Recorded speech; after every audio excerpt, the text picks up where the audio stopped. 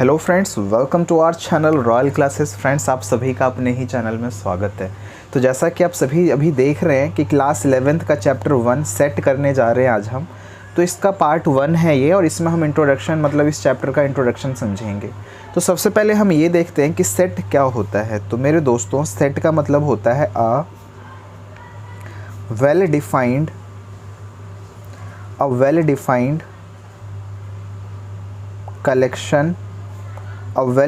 Collection of objects. यहाँ दो बातें आ गई, एक तो ऑब्जेक्ट्स, यहाँ दो बातें आ गई, एक तो ऑब्जेक्ट्स। ऑब्जेक्ट्स का मतलब ये हो गया कि ऑब्जेक्ट्स का मतलब एनी नंबर हो सकता है, एनी नंबर हो सकता है, एनी अल्फ़ाबेट हो सकता है, अल्फ़ाबेट्स हो सकता है, मतलब कुछ भी हो सकता है। मतलब ऑब्जेक्ट में कुछ भी हो सकता है, कोई नंबर हो, कोई अल्फ़ाबेट हो, कुछ भी, किसी भी चीज़ का कलेक्शन हो, वो सब ऑब्जेक्ट्स हो जाएंगे हमारे। ठीक है। और अगर हम बात करें वेल डिफाइंड की, तो वेल डिफाइंड का मतलब यहाँ पे ये होगा, अगर हम वेल डिफाइंड की बात करें तो वेल डिफाइंड इसका मतलब ये होगा कि जो डेफिनेशन है ना, डेफिनेशन ऑफ सेट, ठीक है, does not vary person to person.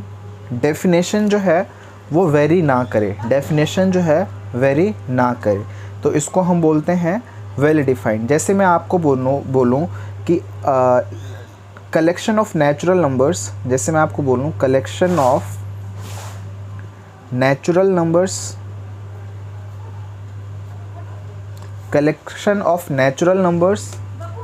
Less than 5। तो अगर मैं आपसे ये क्वेश्चन पूछूं तो आप क्या बोलेंगे? आप बोलेंगे 1 2 3 4।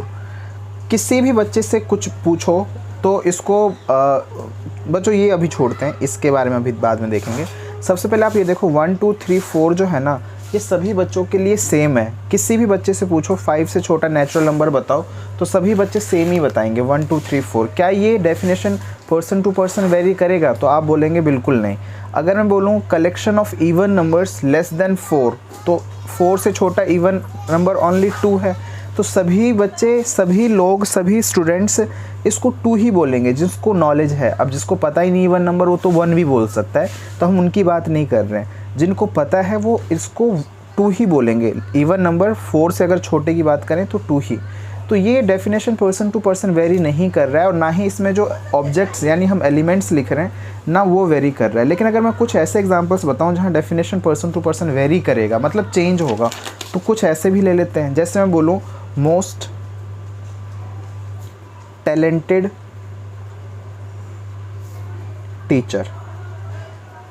अगर मैं मोस्ट टैलेंटेड टीचर की बात करूं तो मे बी हो सकता है कि आप किसी ऐसे टीचर का नाम लेंगे जो आपका फेवरेट टीचर हो, तो आप तो अपने फेवरेट का नाम लेंगे, मैं अपने फेवरेट टीचर का नाम लूँगा, और किसी अपने फ्रेंड्स से अगर आप पूछोगे जो किसी और स्कूल में है तो वो अपने फेवरेट टीचर का नाम लेगा। तो क्या ये टैलेंट वेल डिफाइंड हुआ? नहीं हुआ, क्योंकि पर्सन टू पर्सन वेरी कर रहा है। अगर मैं बोलूँ मोस्ट टैलेंटेड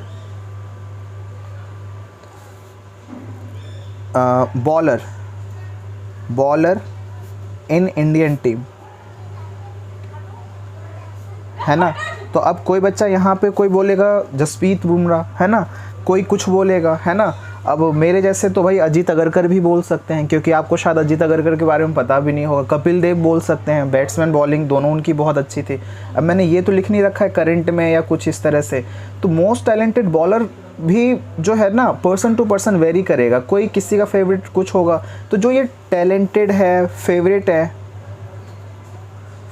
है, डेंजरस है, और हम ये कह सकते हैं बेस्ट है ना, ये सब वेल डिफाइंड नहीं है। बेस्ट कुछ नहीं होता, डेंजरस कुछ नहीं होता, फेवरेट कुछ नहीं होता, टैलेंटेड कुछ नहीं होता, ये पर्सन टू पर्सन वेरी करेंगे। तो इसलिए ये सभी सेट्स में हम इसको बोलेंगे कि ये वेल डिफाइंड कलेक्शन नहीं है। तो आई होप इस बात को अगर आप समझ गए होंगे। तो अब हम स्टार्ट करते हैं एक्सरसाइज 1.1। 1.1 का क्वेश्चन नंबर फर्स्ट। तो क्वेश्चन नंबर फर्स्ट इतनी सी बात पे आराम से हो जाना चाहिए। क्वेश्चन नंबर 1 में लिखा हुआ है which of the following are set, मतलब कौन सा सेट है, which of the following are sets, justify your answer. पहला लिखा हुआ है the collection of all month of the year beginning with the letter J. Letter J से start होने वाले मंथ के नेम तो आप सभी, हर बच्चों के लिए, हर इंसान के लिए सेम ही रहेगा। जैन हो जाएगा, जून हो जाएगा और जुलाई हो जाएगा। तो इसमें हम ये कह सकते हैं कि ये जो है ये बेसिकली क्या है, ये सेट है। तो दूसरा, पहले का आंसर हो जाएगा यस। और पूछा है क्यों, जस्टिफाई योर आंसर, तो आप लिख देना collection of all the month, ठीक है, beginning with the letter J is the well defined collection, बस ये लिख देना, हो जाएगा। सेकेंड है the collection of 10 most talented writer in India. India के 10 मोस्ट टैलेंटेड राइटर की अगर हम बात करें तो मेरे से अगर कोई पूछेगा तो मैं तो पहले नंबर पर मुंशी प्रेमचंद लिखूंगा, है ना। उसके बाद रस्किन बॉन्ड, शेक्सपियर, मतलब बहुत सारे राइटर्स हैं। तो मतलब आप समझ सकते हैं कि हर पर्सन टू पर्सन टैलेंटेड अलग अलग आएगा। तो ये पक्का नहीं है, टैलेंट वैसे भी वेल डिफाइंड नहीं है। अगर हम थर्ड की बात करें तो थर्ड लिखा हुआ team of 11 best cricket batsman in the world, ये भी नहीं है सेट, क्योंकि अभी मैंने आपको समझा दिया है। इसका फोर्थ क्वेश्चन अगर हम देखें तो फोर्थ में लिखा हुआ the collection of all boys in your class, ये सेट है, यस ये सेट है। Fifth the collection of all natural number less than 100 से छोटे, ये भी सेट है। अब sixth a collection of novels written by the writer Munshi Premchand, अगर हम इसकी बात करें तो ये भी सेट है, क्योंकि डेफिनेटली होगा, हर पर्सन टू पर्सन वेरी नहीं करेगा। ये थोड़ी ना होगा कि पूछा है प्रेमचंद का, लिख देंगे उसमें किसी चेतन भगत की, हम थोड़ी ना लिख सकते हैं उसमें। तो ऑब्वियसली प्रेमचंद के द्वारा लिखे गए जितने भी हमारे उपन्यास हैं, मतलब जितने भी नॉवेल्स हैं, वो डेफिनेट है और पर्सन टू पर्सन वेरी नहीं करेगा। अगर सभी का कलेक्शन अगर हम देखा जाए तो सबका सेम होगा। सेवेंथ की बात करें तो लिखा हुआ है the collection of all even integer. Even integer जो है वो सभी बच्चों को पता है 2, 4, 6, तो ये भी सेट है। इसके बाद एट्थ में लिखा हुआ है the collection of all questions in this chapter, yes set है। Ninth a collection of most dangerous animal. Dangerous animal का कोई डेफिनेशन नहीं है, ये पर्सन टू पर्सन वेरी करेगा। डेंजरस एनिमल अभी मैं किसी से पूछूं तो वो टाइगर बोलेगा, कोई राइनो बोलेगा, है ना, कोई कॉकरोच बोलेगा, कोई चूहा बोल देगा, है ना, मैं तो भाई कुत्ता बोलूँगा, है ना। तो आप समझ गए होंगे कि मोस्ट डेंजरस एनिमल की कोई डेफिनेशन नहीं है। Most dangerous may be animal हो सकता है ना, और मे बी अगर वो सेफ़ प्लेस पे है तो मे बी वो आपके लिए डेंजरस ना हो। आराम से जू में जाओ, घूमो फिरो आओ, मे बी वो आपके लिए डेंजरस नहीं है ना। तो dangerous word person to person vary करेगा। डेंजरस अगर हम बोलेंगे तो उसका डेफिनेट आंसर इस वर्ल्ड में सभी नहीं देंगे, है ना, इस वजह से ये सेट नहीं है। मेरे दोस्तों आपको ये समझ में आ गया होगा, इसको एक बार आप दोबारा से एक बार रिवाइज़ भी कर लें, एक बार समझ लें कैसे मतलब वेल डिफाइंड कलेक्शन ये है या नहीं है ना। अब हम बढ़ते हैं, जैसे अभी मैंने आपको बोला सेट जो है वो क्या है, well defined collection of object. तो जैसे मैंने आपको बोला कि collection of natural number less than 5, तो आप बोलेंगे 1, 2, 3, 4 और इसको करली ब्रैकेट के अंदर हम बंद कर देंगे। करली ब्रैकेट आपको पता होगा ये स्क्वायर ब्रैकेट होता है, ये हमारा बिग ब्रैकेट होता है ना, और ये हमारा करली ब्रैकेट होता है। करली ब्रैकेट समथिंग कुछ इस तरह से ऐसे करके बनाते हैं, मेरे से तो भाई बनता नहीं, मैं ऐसे ही बनाता हूँ। तो आप बुक में देख करके अच्छे से बना लें, मैक्सिमम टीचर मेरे जैसे ही बनाते हैं दोस्तों, तो आप थोड़ा एडजस्ट कर लें। तो अगर मैं इसका नाम दे दूं ए, तो यहाँ ए जो है एक सेट है, और अगर मैं यहाँ पे बोलूँ 1, तो 1 जो है ना वो ए में है, तो इसको हम बोलेंगे 1 belongs to A, 1 belongs to A, 2 belongs to A, 3 belongs to A, 4 belongs to A, 6 does not belongs to A. तो जो ये वाला साइन है ये डज नॉट बिलोंग्स का साइन है, डज नॉट बिलोंग्स टू का साइन है। और अगर हम बात करें इस साइन का तो इसको हम बोलेंगे बिलोंग्स टू, बिलोंग्स टू। तो आपने यहाँ देखा A is the name of set in which 1 2 3 4 are elements या ऑब्जेक्ट्स आर कंटेन। तो हम 1 2 3 4 को एलिमेंट्स या ऑब्जेक्ट भी बोल सकते हैं। तो ऑब्जेक्ट या एलिमेंट का मतलब क्या हुआ? एलिमेंट का मतलब ये हो गया कि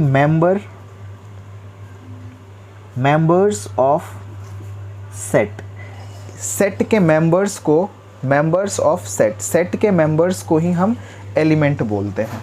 तो आई होप अगर आप ये समझ गए होंगे तो अब आप सेकंड क्वेश्चन एक्सरसाइज 1.1 का सेकंड क्वेश्चन आप इजीली कर सकते हैं।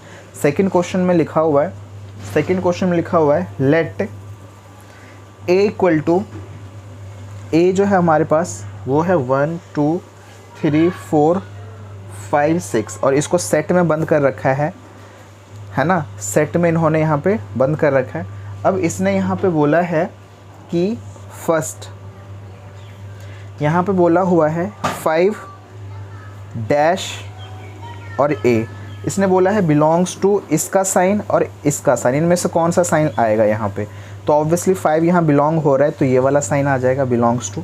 अब मैं बाकी के सिर्फ आंसर लिखता हूँ। 8 डज़ नॉट बिलोंग्स आ जाएगा। इसके बाद थर्ड में लिखा हुआ 0 डज़ नॉट बिलोंग्स आएगा। अगर हम बात करें फोर्थ, तो फोर्थ है हमारा 4 ऑब्वियसली यहाँ पे है तो बिलोंग्स आ जाएगा। अगर हम 5 की बात करें तो 5 यहाँ पे है 2 भी बिलोंग्स है। और सिक्स्थ पार्ट की बात करें तो वहाँ 10 लिखा हुआ है और 10 जो है इस सेट में नहीं है, इसलिए क्या आ जाएगा? डज़ नॉट बिलोंग्स आ जाएगा। तो मेरे दोस्तों आपको ये भी समझ में आ गया होगा। मैं आपको एक बात बताना भूल गया कि यहाँ 1 2 3 4 5 6 लिखो या 6 5 4 3 2 1 लिखो, बात सेम है। देखो मेरी बात को दोबारा से आप समझो। अगर मैं यहाँ पे आपको बोलूँ कि 2 3 और 3 2 क्या ये सेम है? आप सोचो और बताओ। आई होप आपने बता दिया होगा। तो मेरे दोस्तों ये सेम नहीं है। क्यों नहीं है? क्योंकि हम 2 3 की बात करें तो क्लास 10th में चैप्टर 7 कोऑर्डिनेट ज्योमेट्री आपने पढ़ा होगा। 2 3 2 मतलब x 2 है और y क्या है 3, लेकिन यहाँ पे x क्या है 3 और y क्या है 2। अगर हम इसको ग्राफिकली अगर हम इसको प्रेजेंट भी करते हैं अगर 10th क्लास में, जैसे कोऑर्डिनेट ज्योमेट्री या चैप्टर 3 में, है ना, तो आप इसको ऐसे समझे कि ये 2 3 है तो 1 2 3 1 2 3 अगर हमने इसको लिया, ये x एक्सिस ये y एक्सिस, तो ये हमारा हो जाएगा 1 2 3 1 2 3। इधर नेगेटिव के भी लिख लेना, जस्ट मैं आइडिया दे रहा हूँ, ये चैप्टर अभी हमारा नहीं है ना। तो 2 3 कहाँ आ जाएगा? ये रहा। और 3 2 कहाँ आ जाएगा? 3 2 आई थिंक 2 ये है, 3 ये, तो ये यहाँ। तो आपने देखा दोनों पॉइंट्स अलग अलग लाई कर रहे हैं, ये 2 और ये वाला 3, है ना। तो ये वाला 2 3 है ये वाला पॉइंट सपोज़ A, और ये जो B है विच इज़ 3 2, ये हमने B ले लिया। तो A is not equal to B। लेकिन अगर मैं बात करूं 2 और 3 और इसको मैं ऐसे करली ब्रैकेट में बंद कर दूं और 3 2 इसको भी करली ब्रैकेट में बंद कर दूं, तो क्या ये सेम है? बिल्कुल सेम है। तो यहाँ पे आप दो बातें लिख लेंगे, order does not matter in करली ब्रैकेट। करली ब्रैकेट में ऑर्डर मैटर नहीं करता, करली ब्रैकेट में ऑर्डर मैटर नहीं करता, कुछ भी ऑर्डर में आप लिख सकते हैं। और दूसरा लिखेंगे नॉट रिपीटेशन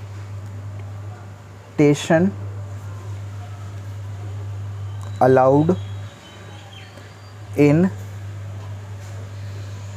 करली ब्रैकेट्स। करली ब्रैकेट्स में रिपीटेशन अलाउड नहीं होता। जैसे कि कभी अगर आपको लिखना हो 1 1 2 2 3, तो ये सेट में ऐसे नहीं लिख सकते, ये गलत रिप्रेजेंटेशन है, क्योंकि यहाँ पे रिपीटेशन हो गया। सिर्फ 1 2 और अगर आप 3 लिख सकते हैं, 1 2 और 3 लिख सकते हैं, यानी रिपीटेशन अलाउड नहीं होता है इस सेट के अंदर।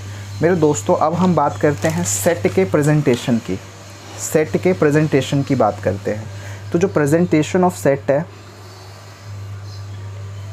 प्रेजेंटेशन ऑफ सेट है, प्रेजेंटेशन ऑफ सेट है वो दो तरह के होते हैं, रोस्टर फॉर्म या इसी को हम बोलते हैं टेबुलर फॉर्म।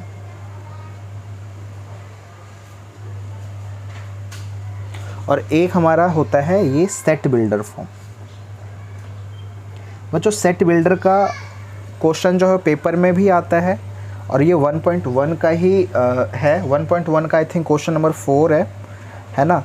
इसको बहुत डिटेल से हम सेकंड वीडियो में यानी पार्ट सेकंड में हम समझेंगे, सेट बिल्डर फॉर्म कैसे हम लिखते हैं बहुत डिटेल से हम इसको समझेंगे। अभी रोस्टर फॉर्म या हम इसको टेबलर फॉर्म्स कह सकते हैं, इसको हम समझते हैं। इसमें बस मेरी एक बात ध्यान रखना कि इसमें हमें लिस्ट बनाना है, make a list, make a list, हमें इसमें लिस्ट बनाना है, हमें इसमें लिस्ट बनाना है जस्ट ओनली। तो टेबलर फॉर्म में लिस्ट बनाना है। जैसे मैं बोलूँ x such that x is a number, ठीक है, x such that x is a number natural number which are less than 5, तो 1 2 3 4। आप इसको सेट कैसे 1 2 3 4 ऐसे लिख के ऐसे लगा देंगे। तो बस ये जो है ना, जो हमने लिस्ट बनाए हैं, ठीक है, नंबर्स के, इन्हीं को हम बोलते हैं रोस्टर फॉर्म या टेबलर फॉर्म बोलते हैं। तो आपको आई होप ये समझ में आ गया होगा। अब हम क्वेश्चन नंबर करते हैं, question number 3 exercise 1.1 question number 3। Question number 3 में पहला लिखा हुआ है ए एक्स सच दैट एक्स, ये जो डबल डॉट है से सच दैट पढ़ेंगे, इज़ एन इंटीजर, ठीक है, और वो -3 से क्या है, -3 से क्या है, छोटा या इक्वल है x, बट 7 से क्या है, -3 से बड़ा या इक्वल है x, बट 7 से छोटा। -3 से बड़ा या इक्वल, तो -3 -2 -1 0 1 2 3 4 5 6, तो 7 से छोटा है ना, तो 6 तक ही लेंगे। तो ये हमारा आ गया पहले का आंसर। आप जानते होंगे -3 से बड़ा, तो अगर मैं इसको नंबर लाइन से भी थोड़ा समझा दूँ, -1 -2 -3 -4 1 2 3 4 5 6 7। बच्चों -3 से बड़ा कौन है, -3 से बड़ा कौन है? तो बच्चों बेवकूफ़ी मत करना, ये मत बोलना। आई होप आपसे मैं ये उम्मीद कर सकता हूँ कि आप ये नहीं बोलेंगे, क्योंकि इधर छोटा होता जा रहा है। तो -3 के इक्वल तो -3 ही हुआ, और इससे जो बड़ा हुआ वो -2 हुआ, तो इसलिए -3 -2 ये सभी लिखता गया मैं। और 7 से छोटा था इसलिए 6 तक ही लिखा है। तो मेक अ लिस्ट होता है इसका मतलब, और मैंने लिस्ट बना दिया है। तो आई होप ये क्लियर हो गया होगा आपको। सेकंड लिखा हुआ है x so that x is a natural number less then 6 से छोटे नेचुरल नंबर। ये हमारे 6 से छोटे नेचुरल नंबर है, इसका भी लिस्ट बन चुका है और ये हमारा हो चुका है। नेक्स्ट क्वेश्चन करते हैं थर्ड में लिखा हुआ है x so that x is 2 digit natural number such that sum of the digit is 8। Sum कितना होना चाहिए, 8। तो आई थिंक 17 हो जाएगा, है ना। 17 अगर हम ध्यान से देखें तो 7 और 1 8 हो गया, 26 हो जाएगा, 35 हो जाएगा, 44 हो जाएगा, है ना। इन सब का सम कितना आ रहा है, 8 आ रहा है। अगर हम बात करें 44, 53, 62, 71, है ना। और यहाँ पे इसने बोला है नेचुरल नंबर बोला है ना, तो 80 नहीं ले सकते, क्योंकि 80 में 0 क्या आ जाएगा, नेचुरल नंबर, तो इसलिए होल नंबर, तो इसलिए वो नहीं ले सकते। तो ये हमारा हो गया। फोर्थ की अगर हम बात करें, तो इसमें लिखा हुआ x such that x is prime number which is divisor of 60 के डिवाइज़र, प्राइम नंबर 60 के डिवाइज़र की अगर हम बात करें तो 1 2 3 4 5 6 10 12 15 के टेबल में भी आता है, 30 के टेबल में भी आता है, 20 के टेबल में भी आता है, 60। आई थिंक ये सारे डिवाइज़र है। लेकिन अगर हम इसमें सिर्फ प्राइम की बात करें तो ओनली एंड ओनली 2 और 3 है। तो ये हमारे आंसर आ गया। डिवाइज़र मतलब इन सब के टेबल में वो नंबर आना चाहिए। फिफ्थ की अगर हम बात करें तो फिफ्थ है हमारा the set of all letters in the word trigonometry. Trigonometry की स्पेलिंग क्या होती है, ट्रिगोनो। अगर हम इसको किस फॉर्म में लिखेंगे, अगर हम इसको लिखेंगे रोस्टर फॉर्म में, तो T लिखेंगे, R लिखेंगे, I लिखेंगे, G लिखेंगे, O N M E, है ना। अब T तो लिख नहीं सकते क्योंकि यहाँ पे आ चुका ऑलरेडी। R भी नहीं लिख सकते, हाँ Y लिख सकते हैं। तो आई होप ये आप एक बार चेक कर लो इसमें कोई रिपीटेशन है, तो T नहीं, R नहीं, इसमें रिपीटेशन अलाउड नहीं है, जैसे कि मैंने आपको समझाया था। तो इसमें रिपीटेशन ऐसे ही हमारा सिक्स्थ है, एक बार हम 6th देखते हैं। तो 6th में लिखा हुआ है f is equals to the set of all letters in the word better. तो बेटर की स्पेलिंग है BETTER। अगर इसको रोस्टर फॉर्म में लिखना है हमें तो B लिखेंगे, E लिखेंगे, T 2 बार है तो एक ही बार लिखेंगे, E लिख नहीं सकते क्योंकि लिख दिया, और यहाँ पे R लिख लेंगे। ये हमारा आंसर आ गया। तो मेरे बच्चों आपने देखा हम ये जो लिस्ट बना रहे हैं और लिस्ट को करली ब्रैकेट में हम बंद कर रहे हैं, तो तो यही सेट हो गया। इस सेट का नाम भी दे सकते हैं। सपोज़ करो इस सेट का नाम मैं दे देता हूँ ये वाई सेट है। एक कोई ये सेट है वाई, कैपिटल लेटर से दिखाते हैं तो वैसे तो ये सेट वाई है और इसको हमने लिस्ट बनाया है, ठीक है। तो इसको हम रोस्टर फॉर्म या इसी को हम टेबुलर फॉर्म भी कह सकते हैं। फ्रेंड्स हम नेक्स्ट पार्ट में जब हम मिलेंगे तो हम क्वेश्चन नंबर 4 करेंगे, 5, 6। क्वेश्चन नंबर 5 आप होमवर्क में आप समझ सकते हैं।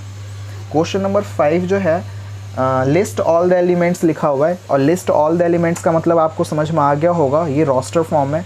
ये होमवर्क में ट्राई करेंगे। क्वेश्चन नंबर 5 1.1 का ये होमवर्क में ट्राई करो। नेक्स्ट वीडियो में इसका सोल्यूशन बताऊंगा और क्वेश्चन नंबर 4 भी, ठीक है। और फिर क्वेश्चन नंबर 6 भी हम लोग करेंगे। तो आज के लिए इतना ही रखते हैं। Thank you so much for watching the video.